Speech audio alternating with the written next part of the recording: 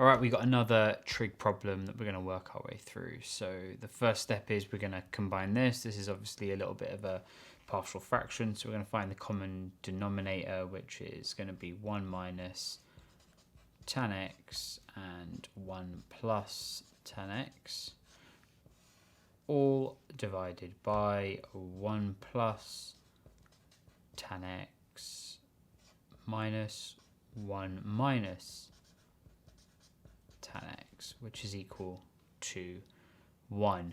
This can be simplified further. I'm actually just going to get rid of that. So this can then go to 1 minus 1 is obviously nothing, and you're going to have minus is a minus, so that's a plus. So you're going to have 2 tan x, all divided by 1 minus tan x and 1 plus tan x. That looks hella messy. I'm going to try and be a bit neater.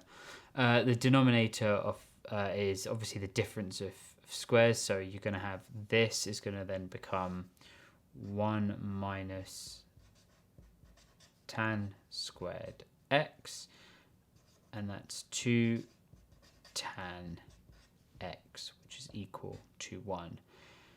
But guess what? We've obviously got a super duper triple quadruple hacks right now. This is a double angle identity. It's probably given in your formula book, so you should know that this whole thing equals tan 2x. So you're going to have tan 2x equals 1. So let's say this here is theta, which is 2x, and we know that tan theta is 1. So I'm really bad at drawing the tan graph, but it's like this, and then all the way down. Theta equals pi over 4 plus k pi. And then obviously they're both equal to each other. So you've got 2x equals pi over 4 plus k pi. So now you can plug in values for k. We can put in each one is 1, 2, whatever, to find out what our values of x are. So x here, I should probably divide that 2. So it's x equals pi over 8 plus k pi over 2. So now you can put in your values of k. So when k equals 0, let's say, x will equal pi over 8.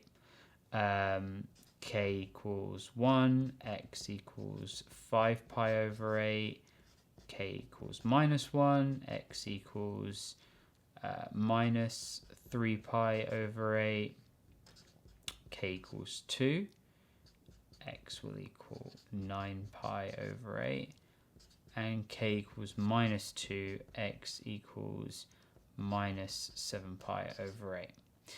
So these are just a few.